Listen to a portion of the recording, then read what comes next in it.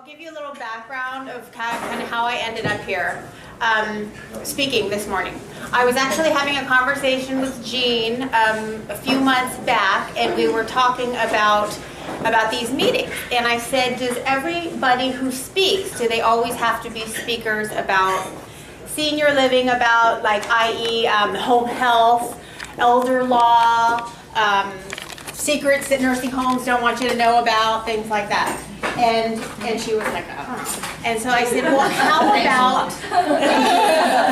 how about if somebody speaks to the actual individuals, which is all you guys and me.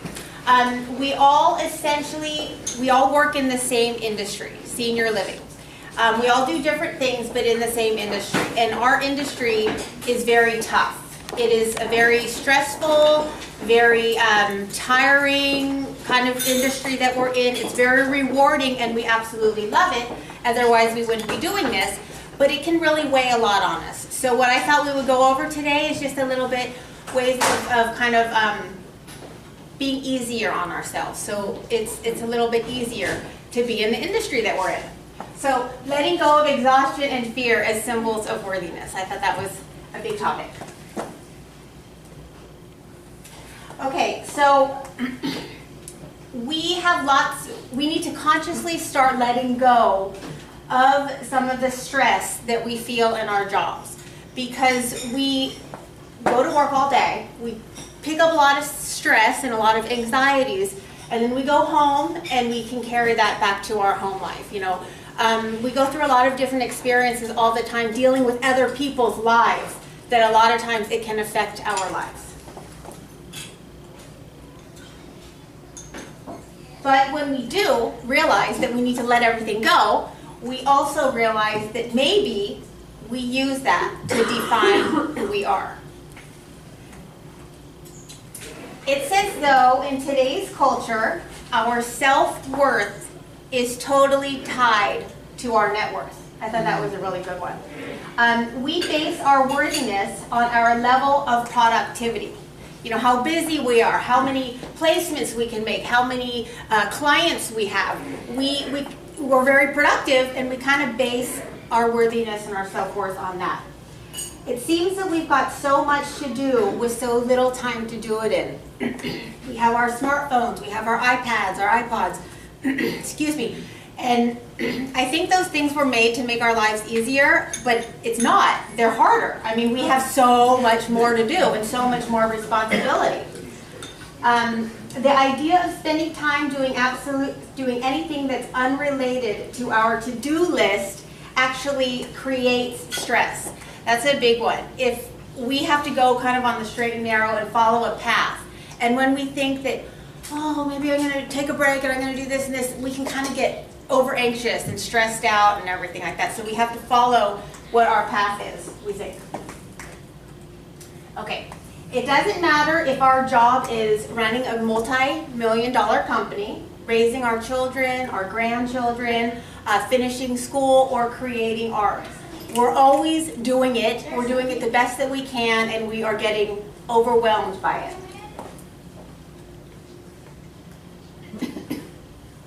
We have got to keep working.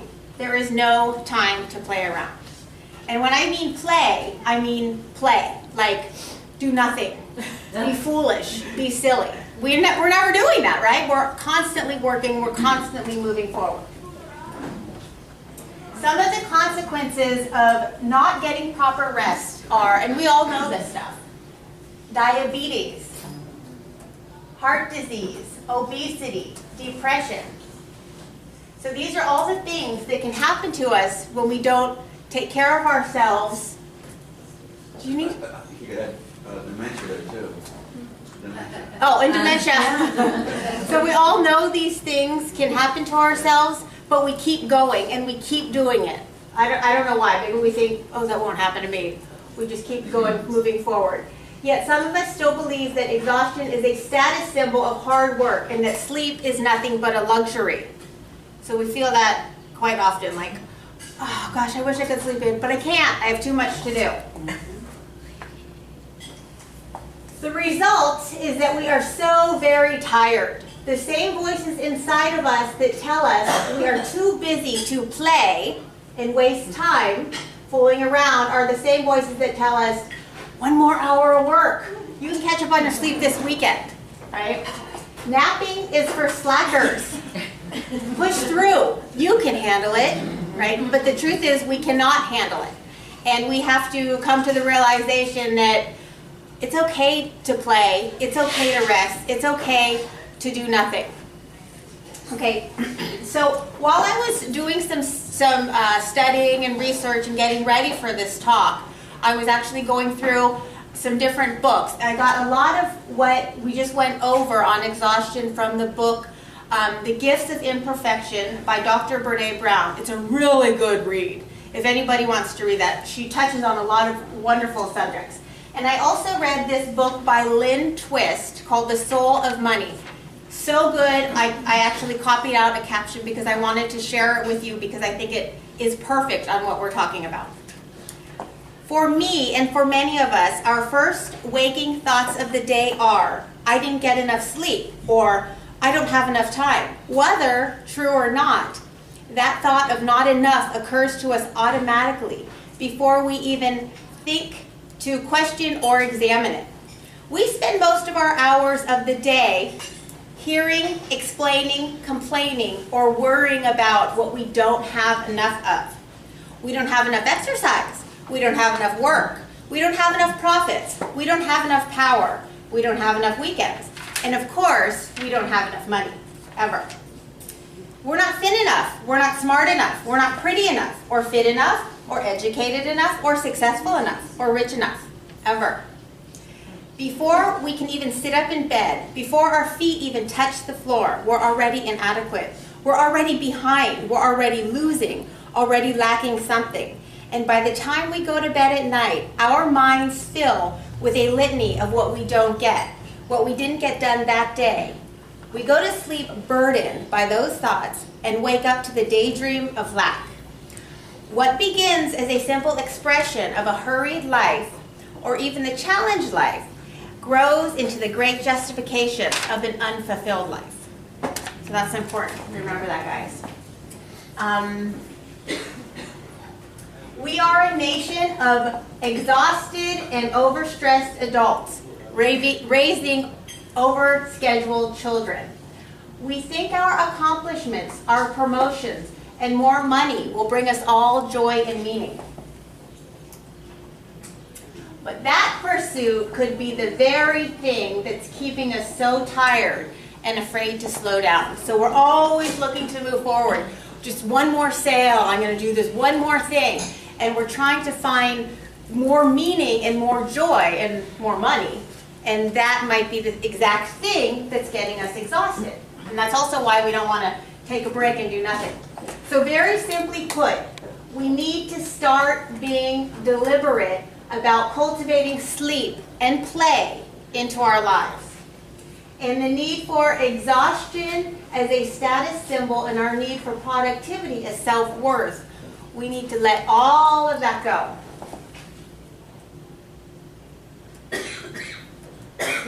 So these are some of the ways to relieve anxiety and exhaustion. We know all of these things. Eating right, staying hydrated, limiting caffeine. We say that now. Let me reach for my coffee. And getting plenty of exercise, plenty of sleep. But some of the things that we might not have, that we might not know, or that we might know, but we just don't think about it consciously, I did want to go over those things too. Okay, so breathe. Many of us are guilty of shallow breathing. You know, we're in a rush. We're moving quickly. Now, breathing, of course, we need to breathe to stay alive, right? So we do take it for granted because it's so common. So if we do long exhalations, then we'll bring in more. We'll inhale more, so we'll get some fresh oxygen to the brain, which is very important. So disconnection from nature. Take a long walk. Okay, we know all those things, but a lot of times we don't get out of the house. I have a dog, so I'm out all the time.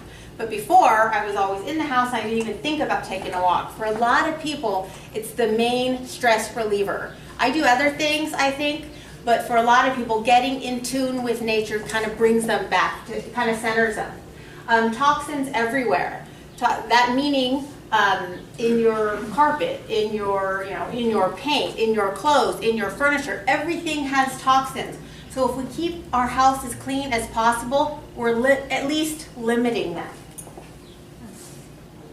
So clean air, clean water, clean food, and the physical are the physical building blocks of good energy. Savasana in Sanskrit is the corpse pose. It is the oldest yoga pose out there.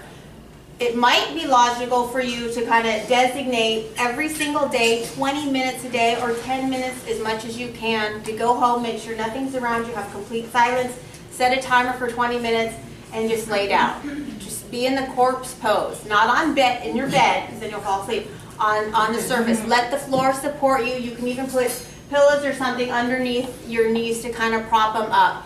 Do that for 10, 20 minutes a day, and that'll bring a lot of relaxation to you. So, say information overload can stress a lot of us out.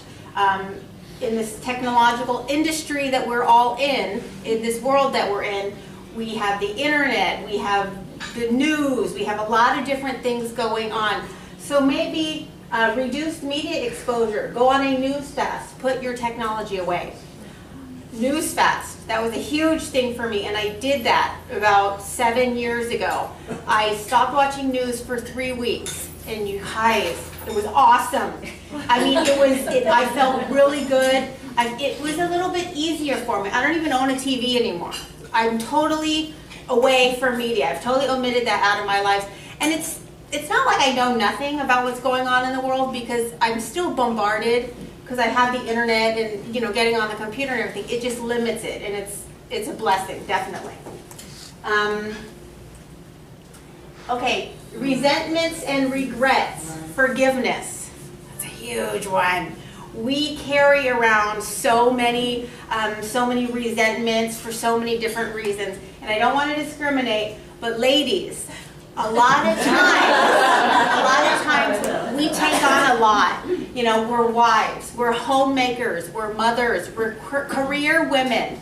People ask us to do something and we don't want to say no. So oh yeah, okay. And we take on more burden. And we automatically start resenting that person. And I think it's much easier if we just learn to put our boundaries up. If a person asks you to do something and you can't, literally just say you can't.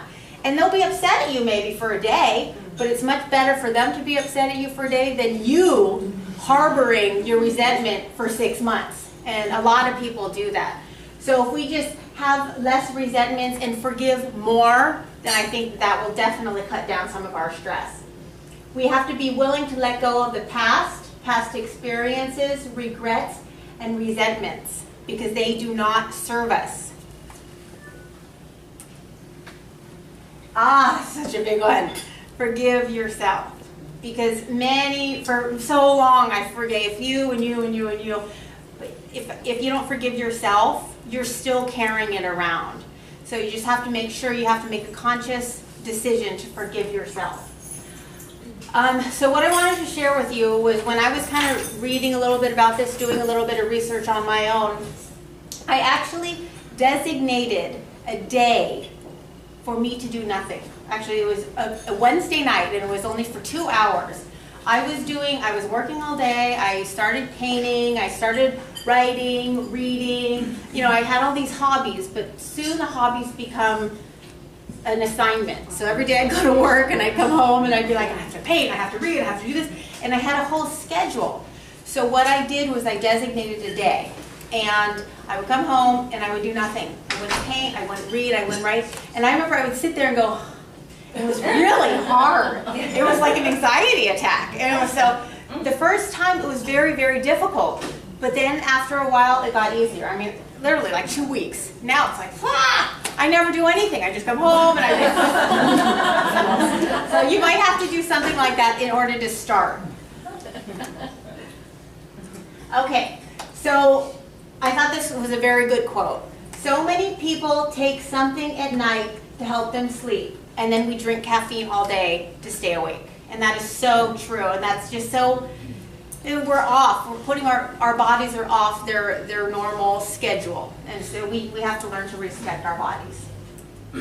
Okay, so I was doing all this reading about exhaustion, how we're all so tired and all that, stressed out and everything. And then I was thinking, why are we always moving forward? Why are we always trying to be productive? Right? Why? What's the big deal? Then I thought maybe we're always moving forward because we're trying to keep ahead of our fears. And we don't want to face our fears. The constant seeking of something, the constant striving to push forward, quite possibly we are trying not to face our fears. If we keep moving, if we stay busy long enough, then fear just can't catch up to us. And fear is a whole new set of emotions. Some of these emotions are feelings of unworthiness, scarcity, attack thoughts, limiting beliefs, self-doubt, and that negative chatter. So these are all the things that we can feel. You know, if you feel you had a bad work day, you can kind of become overwhelmed with some of these different emotions. Oh, little note. Fear breeds desperation. Okay, we all know desperation. It's that really ugly, unattractive thing we have going on. Now, I think a lot of you are salespeople, mostly kind of related a little bit in sales. So I just wanted to share something. Have you ever gone to, say, buy a new car? And you are going to go purchase a new car, and the salesperson comes up to you and sells you and says, you want to get this car, it's so this, it's this. He answers all your questions, he's right on point, he's good. The color is good, everything is good, but for some reason, you don't buy the car. It's just, you don't feel it. You don't feel it in here, and you don't really want it, and you're like, oh, I guess I'm going to pass, my heart's not in it. Okay, most likely, it is something that salesperson had and expressed while that salesperson was trying to sell you something. Could have been fear, could have been desperation. Really quickly. Okay, the brain. The brain. We have three brains. Okay, we have the neocortex, we have the limbic system, we have the reptilian brain. Reptilian is the oldest, neocortex is the newly labeled, and all of these three brains cannot work independently.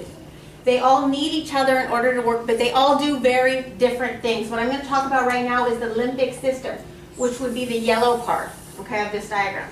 The limbic system is emotionally driven. The limbic system controls all behavior, but it feels loyalty, it feels trust, feels compassion, feels all those emotions.